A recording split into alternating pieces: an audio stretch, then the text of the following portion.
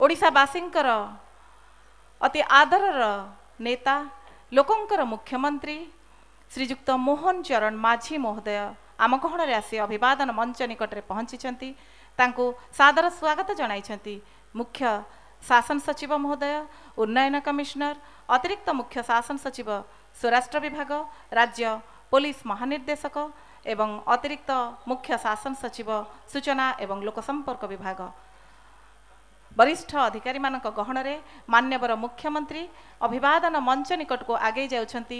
बंधुगण 7th battalion प्रस्तुत रही जातीय संगीतर से पवित्र धुन को वादन करने आपण मानक समस्त को अनुरोध दयाकोरी आपण माने निज निज आसन रे दंडायमान होंतु।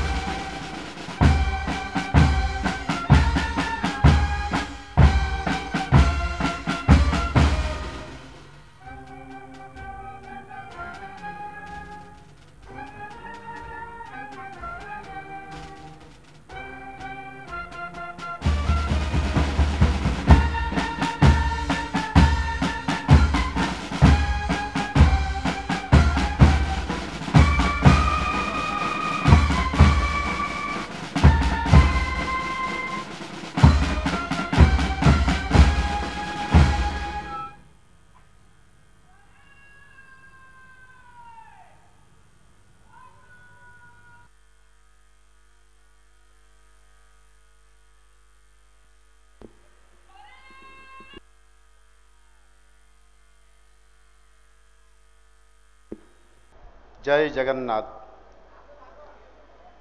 प्रिय भाई और भौणी माने 79तम स्वाधीनता दिवस अवसर रे राज्यवासी तथा देश और देश बाहर रहुतबा प्रत्येक भारतीय को मोर शुभेच्छा और अभिनंदन।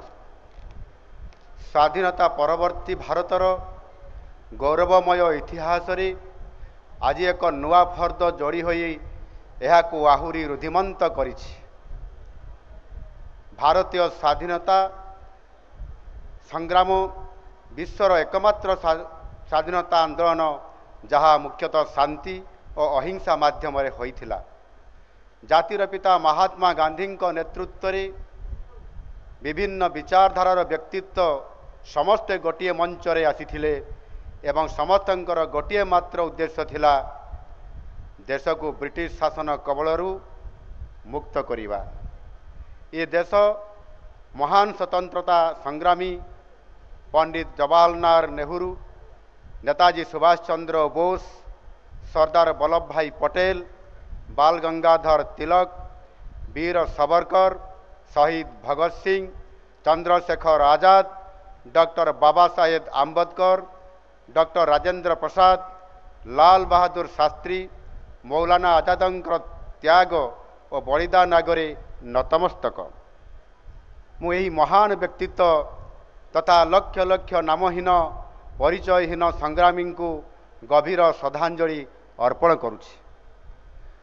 स्वाधीनता आंदोलन रे ओडिशार नेतृवृंदक अकल्पनीय त्याग संघर्ष और संग्रामर पराकाष्ठा ओडिशा को जातीय आंदोलन मुख्य स्रोतरे सामिल करिथिला।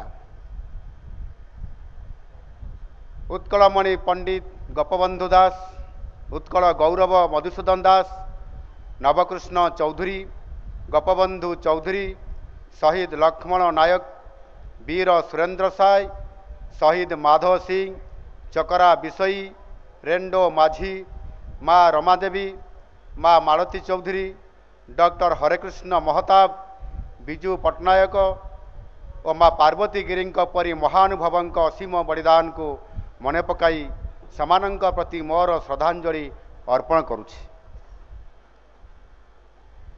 1857 मसीहार सिपाही विद्रोह को देशर प्रथम स्वाधीनता संग्राम भाव अभिहित करा जाए। किंतु यही विद्रोहर प्राय 40 वर्ष पूर्वे 1817 मसीह ओडिशा रे आरंभ होइथिला पाइक विद्रोह, जहाँ भारतीय स्वाधीनता संग्राम थिला एक माइल खुंट।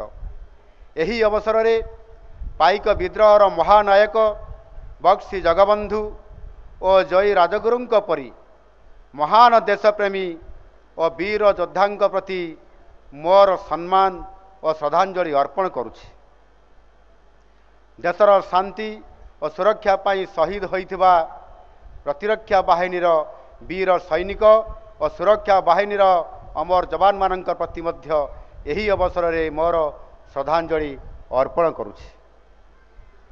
आजिर दिन स्वाधीनता संग्राम पालन करिबा पई केवल एक प्रतीकात्मक उत्सव नुहे, आजिर दिन आमको कष्टलब्ध स्वाधीनता विषय रे सचेतन करने सहित देशर एकता और अखंडता को बजाय रखिबा पई प्रति मुहूर्त रे चेताई दै थाए। बंधुगण, आतंकवाद विरुद्ध रे देशर नीति आहुरी दृढ़ और कठोर होइछि। देश रे विशेष करी जम्मू और काश्मीर रे शांति फेरी आसुवा बेले पड़ोसी देश आतंकवाद को अस्त्र भाव व्यवहार करी भारत रे अशांति एवं सांप्रदायिक हिंसा सृष्टि करने को प्रयास करी आसुछि। एहार सबुठारु बड़ प्रमाण है गत एप्रिल 22 तारिखर पहलगाम हत्याकांड। जेभली भाव में निरीह लोक धर्म पचारि बर्बर चित भाव हत्या करागला, ताहा केवल एक साधारण आतंकी आक्रमण नथिला। यह भारतर जातीयता, सार्वभौम्यता एवं अखंडता उपरे थिला आक्रमण। बोधहुए पड़ोसी देश उरी सर्जिकल स्ट्राइक और बालाकोट वायुसेनार आक्रमण किसी शिक्षा लाभ कर नथिला। तेणु देशर यशस्वी प्रधानमंत्री माननीय नरेंद्र मोदी नेतृत्व में भारतीय सेना ऑपरेशन सिंदूर करिथिला। भारतर सेनाबाहिनी शत्रु देशर 9टी आतंकवादी अड्डा तथा 11टी पाकिस्तानी सामरिक घाटी को नष्ट भ्रष्ट कर देथिले।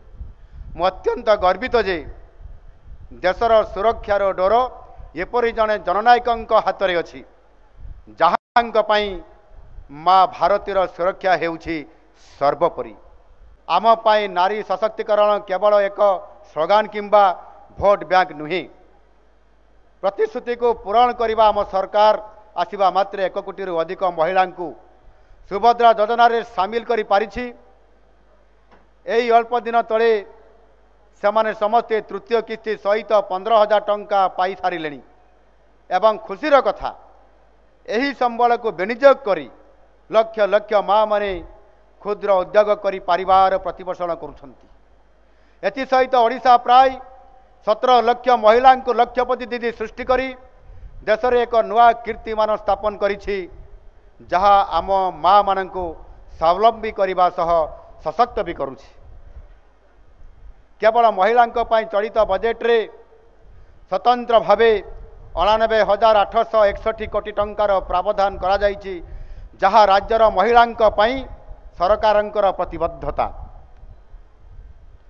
महिला सशक्तिकरण आउ गोटे दिग हेउछि महिला सुरक्षा। मु विभिन्न मंचरु कहिछि महिला सुरक्षा पई सरकार शून्य सहनशीलता नीति अवलंबन करुछंती। महिला विरुद्ध रे हिंसा करुथुवा व्यक्ति जेते प्रतिपत्तिशाली किंबा प्रभावशाली हेले मध्य तांकर स्थान जेल रो चारिकांथ मध्य रे सभ्य समाज रे तांकर स्थान नाही। एथिपाई जेते बड़ कार्यानुष्ठान नबार आवश्यकता अछि, सेथिपाई पुलिस विभाग को संपूर्ण क्षमता दिया जाइछि।